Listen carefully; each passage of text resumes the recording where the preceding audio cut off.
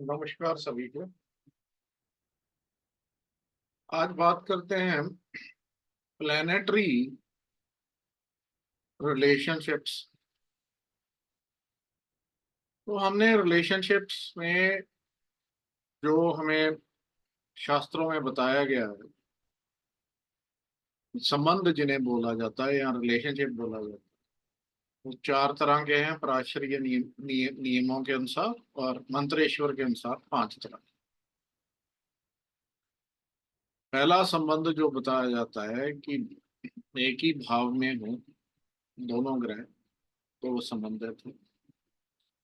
या फिर दोनों में एक्सचेंज हो, एक दूसरे के भाव में हो, दूसरा उसके भाव में हो। तीसरा म्यूचुअल एस्पेक्ट, वो दोनों एक दूसरे को देखें। चौथा,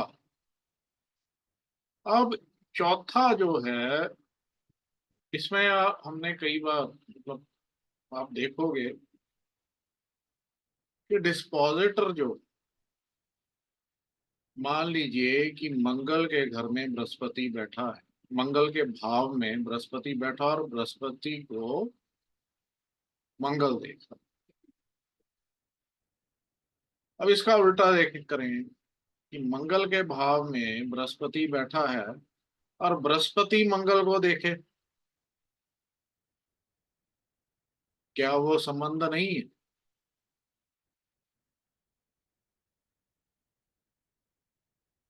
उसको भी संबंध मानना चाहिए। तो ये है कि एक ग्रह दूसरे के घर में बैठा है और भाव का मालिक भाव को देख रहा है, तो उसको तो संबंध मानते हैं। अब भाव में बैठा हुआ ग्रह अगर भाव के मालिक को देखे, तो वो भी एक तरह का संबंध। और खास करके अब हम पहले मंत्रेश्वर जी के पांच संबंधों की बात करें। उन्होंने पहला संबंध वही माना है कि दो ग्रह एक ही भाव में हैं। फिर उन्होंने एक्सचेंज को भी माना है कि एक दूसरे के भाव में है तो एक्सचेंज है, यानी कि परिवर्तन योग। फिर तीसरा जो उन्होंने म्यूचुअल एस्पेक्ट का माना है कि एक दूसरे को आमने सामने हो या एक दूसरे को जो है वो देखते हो, एस्पेक्ट करते हो। तीन हो गए। अब चौथा जो उन्होंने नहीं माना वो डिस्पोजिटर हुआ। लेकिन उसकी जगह पे उन्होंने बोला है कि एक ग्रह से दूसरा ग्रह केंद्र में हो तो वो संबंध है। एक ग्रह से, ये चार हो गए, एक ग्रह से दूसरा ग्रह त्रिकोण में हो तो ये संबंध है, ये पांच हो गए। तो अब हम इस पे जो है एक पाद, दो पाद, तीन पाद की दृष्टि लगाएं, तो त्रिकोण की दृष्टि जो है वो हमें दो पाद मिलेगी दोनों तरफ। मतलब ग्रह अगर एक दूसरे से अपने से त्रिकोण में होंगे तो हमेशा हमें द्विपाद दृष्टि मिलेगी, यानी कि 50% एस्पेक्ट मिलेगा, जो कि कंसिडरेबल, तो उसको जस्टिफाई। लेकिन केंद्र में चौथा तो 75% है, लेकिन दसवां जो है, चौथा तो 75% है। एक साथ में तो फिर वो आपको पता ही है म्यूचुअल एस्पेक्ट हो जाएगा। तो चौथे में तो 75% है, यानी कि त्रिपाद। एक चौथे में है तो दूसरा जो है वो दसवें में है उससे। मान लीजिए कि एक लगन में है, दूसरा 10 में। जो 10 वाला है वो लगन को त्रिपाद दृष्टि से देखेगा। अगर हम वो दृष्टियों की बात कर लें तो 75% रेस्पेक्ट होगा, कंसिडरेबल। लेकिन लगन वाला जब 10 को देखेगा तो एक पाद दृष्टि होगी।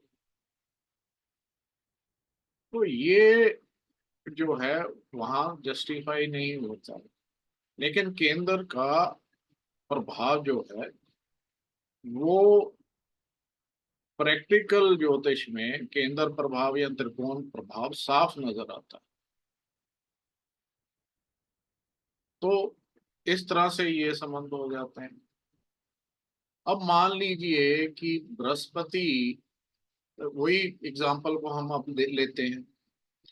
अब बृहस्पति के, अब मतलब बृहस्पति जो है वो मंगल के भाव में बैठा है, तो मंगल उसको देख रहा है, तो एक तो वो प्राचीन संबंधों के अनुसार वो डिस्पोजिटर का हो गया। लेकिन अब मंत्रेश्वर जी के हिसाब से ले लिया जाए तो बृहस्पति के तो आपको पता है 5 और 9, 9, क्योंकि 7 में तो फिर म्यूचुअल एस्पेक्ट हो जाएगा ना। तो 5 और 9 जो है उनके दृष्टि इसी तरह से होगी, तो इसका मतलब वो त्रिकोण में हो गया, त्रिकोण में हो गया तो वो संबंध हो गया। अब बृहस्पति अगर म- मंगल को देख रहा है तो वो त्रिकोण से। अब बात करें शनि की। अब शनि जो है वो मंगल की राशि में है, मंगल उसको देख रहा है।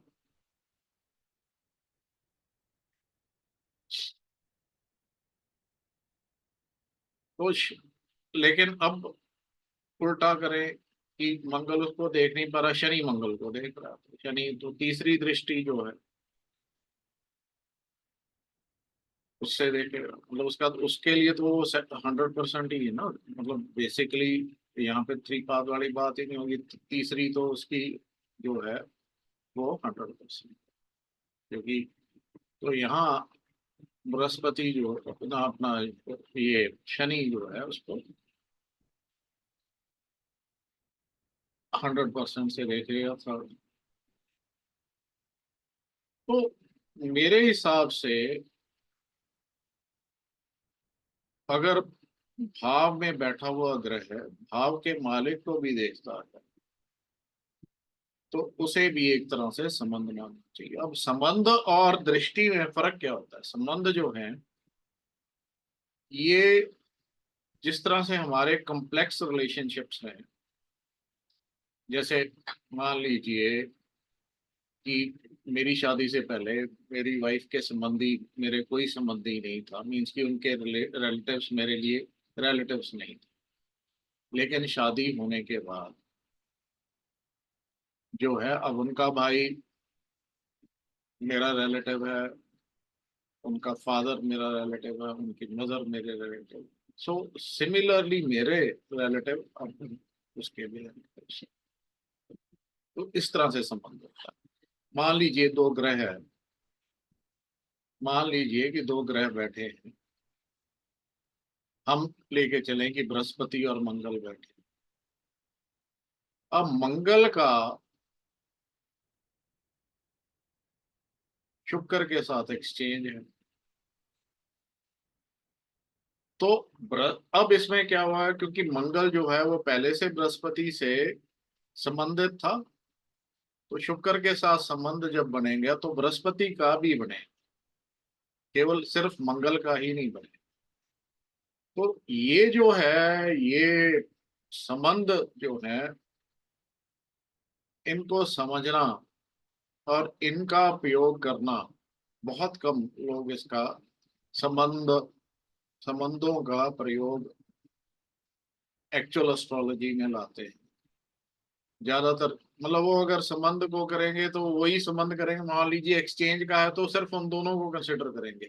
लेकिन जो वो एक्सचेंज, हम जैसे इसी एग्जांपल में हमने जुपिटर मार्स एक ही जगह पे बैठे हुए हैं, और मार्स का जो है वीनस के साथ एक्सचेंज।